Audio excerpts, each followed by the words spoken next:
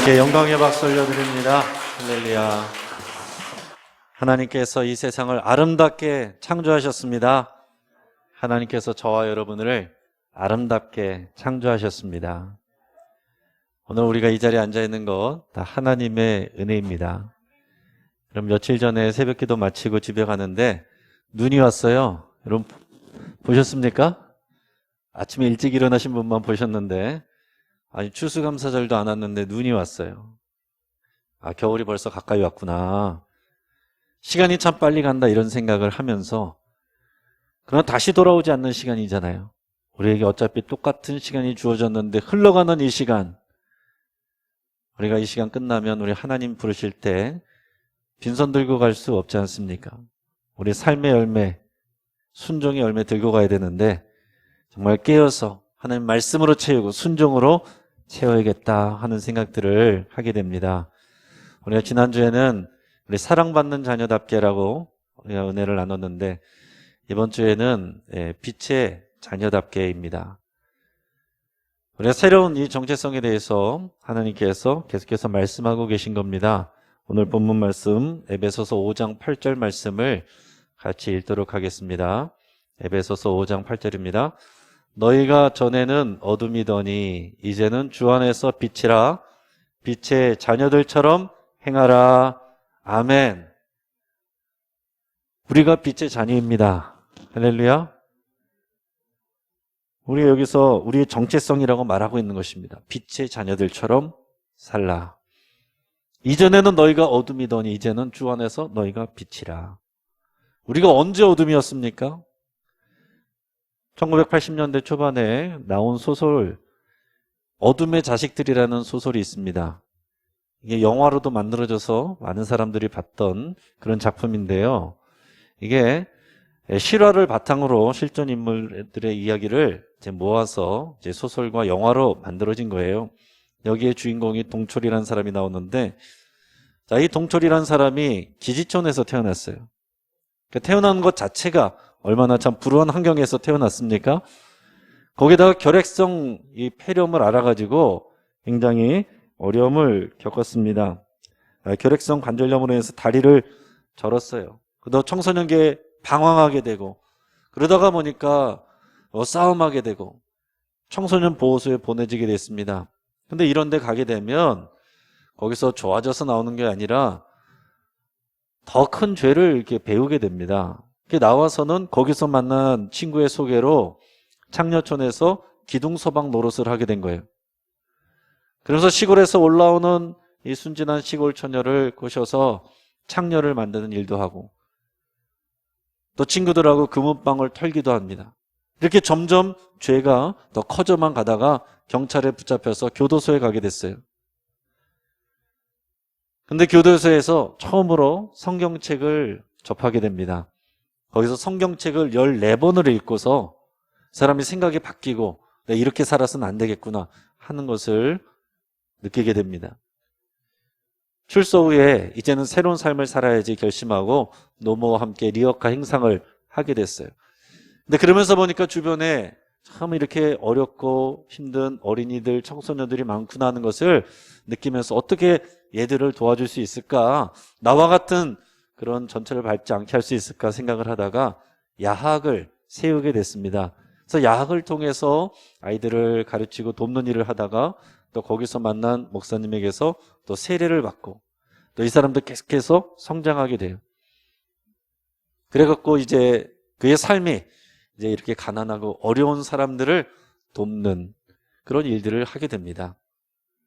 이게 도시빈민 선교하는 목사님의 자전적인 이야기를 소설로 만들었던 내용이에요.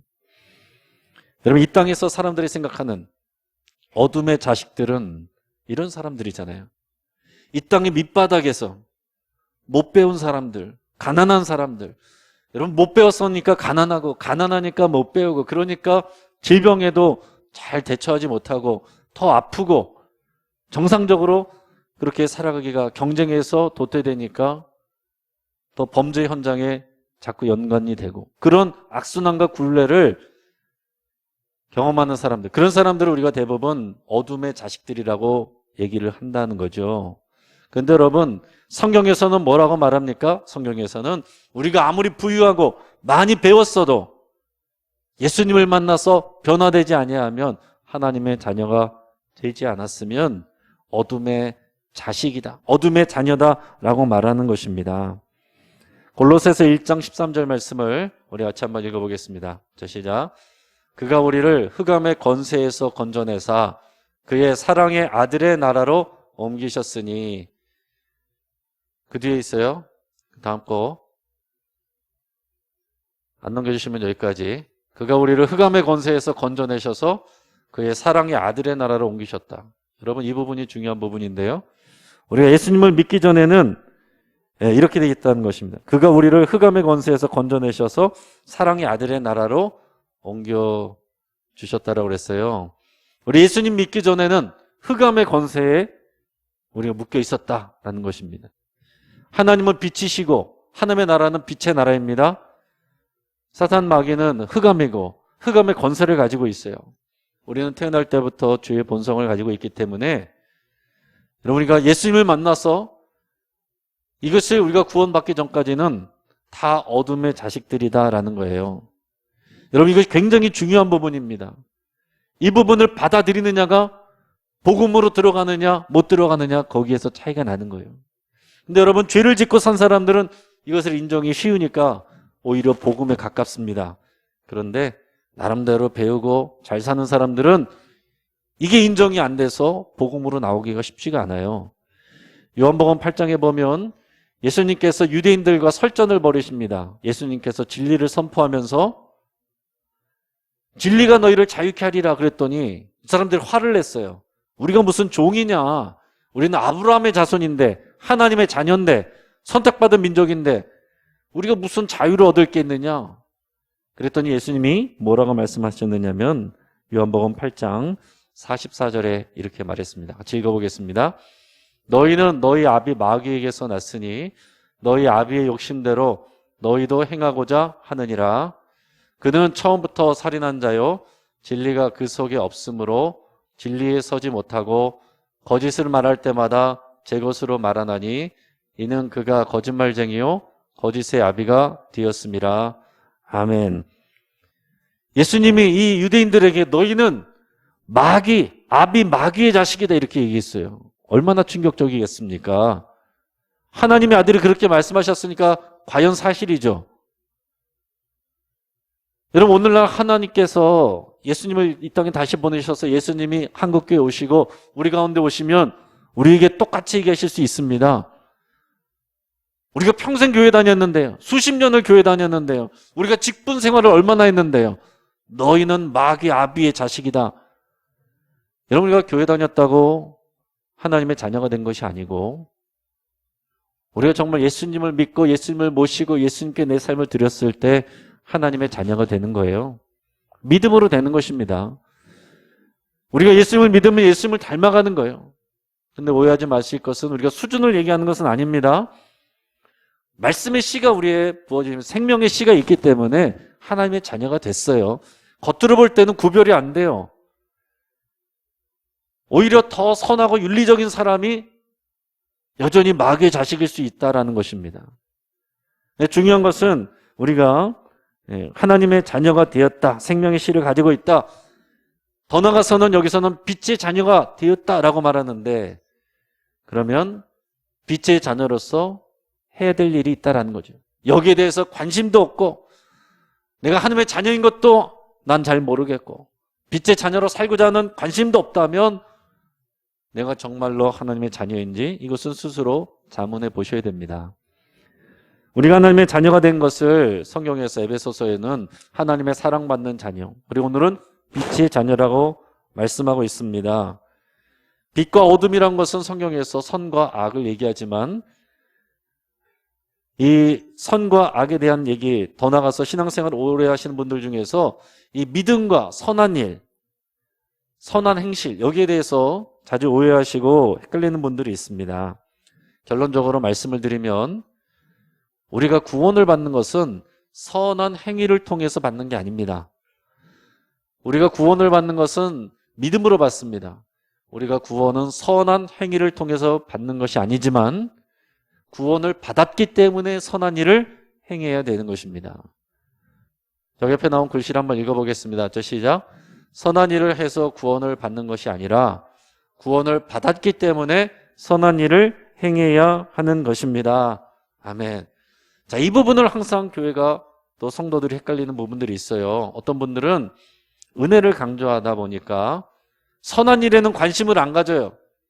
내가 은혜 받으면 그게 끝인 것입니다. 교회에서 은혜 받고 기도해서 소원 성취되고 그리고 내가 뭐 성경 공부하고 그것이 끝이에요. 지금 한국교회가 신뢰를 잇는 이유가 믿음에 따라오는 선한 행위를 잃어버리고 있기 때문에 그런 것입니다. 잘못하면 우리가 이런 것을 값싼 은혜가 될 수 있다는 거예요. 그런데 어떤 사람들은 선한 행위만, 은혜는 모르고 선한 행위만 강조하는 분들이 있어요. 교회 안에서 내가 구제도 많이 하고 봉사도 많이 했으니까 당연히 구원 받겠지. 교회 바깥에 있는 사람들도 마찬가지입니다. 나는 법 없어도 사는 사람입니다. 교회 다니는 사람들보다 내가 더 윤리적이고 더 잘합니다. 당신들이나 잘하세요라고 하는 사람들도 내가 죽고 나서 막연하게 내가 이 정도 살았으니까 그래도 뭔가 잘 되겠지. 아무런 증거도 없이 약속도 없이 그런 막연한 생각을 갖는 분들이 있습니다. 그게 아니다라는 것이에요. 선한 일을 아무리 많이 해도 우리 안에 죄가 없어지지 않아요. 여러분 청산가리 조금 들어있는 밥에다가 물 만다고 해서 여러분 그 독이 없어집니까? 그러지 않습니다. 선한 일을 많이 해도 죄가 있어요. 원죄가 있고 그동안 지은 죄가 있습니다. 겉으로 법으로는 드러나지 않아도 우리가 마음속으로 지은 죄까지 하나님은 다 보십니다. 우리 양심이 고발하고 있어요. 에베소서 5장 10절 11절 그래서 이렇게 말씀합니다. 주를 기쁘시게 할 것이 무엇인가 시험하여 보라. 너희는 열매 없는 어둠의 일에 참여하지 말고 도리어 책망하라. 예수님 믿고 나면 빛의 자녀가 된 것을 여러분 믿으시고 그 다음에는 빛의 자녀로서 살아야 되는데 시험하라고 그랬어요. 내 생각대로 사는 것이 아니라 과연 이 일이, 이 행동이 주님을 기쁘시게 하는 일인가? 기쁘시게 하는 일인가 시험하라라는 말은 제물을 드리는 것과 연관이 되어 있는 그런 표현입니다. 가인과 아벨이 똑같이 제물을 드렸지만 하나님께서 가인의 예물은 안 받으시고 아벨의 예물만 받으셨잖아요. 우리의 행동이 과연 하나님이 받으실 만한 것인가? 제물이 될 만한 것인가? 그것을 생각하라라는 얘기입니다. 그래서 우리는 빛의 자녀는 남들도 다 그러는데 아유 뭐 이 정도 가지고 이런 생각은 버리셔야 됩니다. 어떤 생각을 하셔야 되냐면은 과연 이것이 하나님을 기쁘시게 하는 일인가? 우리 자유대한민국에서 우리는 자유를 가지고 있고 모든 일을 할 수 있지만 법에 저촉되지 않고 남들도 다 하고 있지만 하나님을 기쁘시게 하는 일이 아니라면 하지 않아야 되는 것이고 남들은 굳이 그렇게 안 하는 일이라도 하나님을 기쁘시게 하는 일이라면 해야 되는 거예요. 그게 빛의 자녀의 모습입니다. 여러분 그러면서 이 빛의 열매가 무엇인지 에베소서 5장 9절에서 말씀하고 있습니다. 우리 같이 한번 읽어보겠습니다. 빛의 열매는 모든 착함과 의로움과 진실함에 있느니라. 아멘. 착함과 의로움과 진실함. 이게 우리가 맺어야 될 열매입니다. 믿고 구원받았으면 맺어야 될 열매가 이건 거예요. 첫째는 착함이라고 그랬습니다. 헬라어로 아가도시네라고 했는데 상대에게 관대하고 온유하게 대하는 것을 말하는 것입니다. 그럼 빛의 자녀는 사람을 소중하게 여겨야 돼요. 한 사람의 심령을 귀하게 여겨야 됩니다. 세상의 법칙은 어떻습니까? 차별하고 무시해요. 더 가진 사람, 더 힘 있는 사람, 많이 배운 사람은 우대하고 그렇지 못한 사람은 무시하고 차별합니다. 앞에서 이 어둠의 자식들 그 소설의 영화에서 보여준 이 대한민국의 민낯, 여러분 이것이 다 그런 모습이에요. 그러나 예수님은 그러지 않으셨습니다. 교회에서는 그럴 수 없어요. 예수님은 차별받고 무시받는 사람들, 오히려 죄인들을 찾아다니셨습니다. 그래서 예수님 주변에는 주로 어떤 사람들이 있었습니까? 병든 자들, 귀신 들린 자들, 죄 지은 사람들, 사회적으로 가난하고 무시받는 자들, 어린이들, 여성들, 과부들, 창기들, 지체장애자들, 이런 사람들이 예수님을 좋아할 수밖에 없었어요. 그런 사람들을 예수님이 또 찾아오셨습니다. 그렇기 때문에 지금도 교회는 이런 분들이 들어오기에 부담 없이 문턱이 낮은 교회가 좋은 교회입니다. 너무 화려하고 의리의리하고 배운 사람들만 모여있고 그리고 사회적 신분이 좋은 사람들만 모여있는 그런 교회는, 들어가기 부담스러운 교회는 좋은 교회가 아니에요. 누구나 들어올 수 있는 교회, 여러분 죄인이 올 수 있는 교회, 그런 교회가 좋은 교회입니다. 우리 자신을 스스로 생각해 볼 수 있길 바랍니다.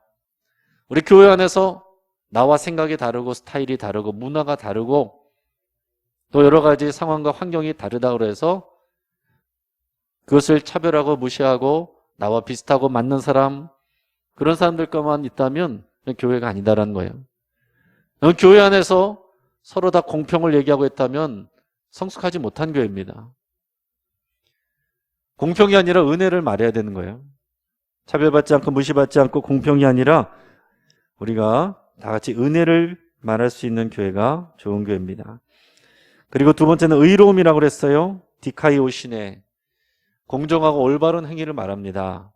지금 여러분 세상에서는 정의에 대해서 굉장히 관심이 많는데 지금 세상 사람들이 관심 갖는 정의는 여러 가지 영역 중에서도 이 분배의 정의예요.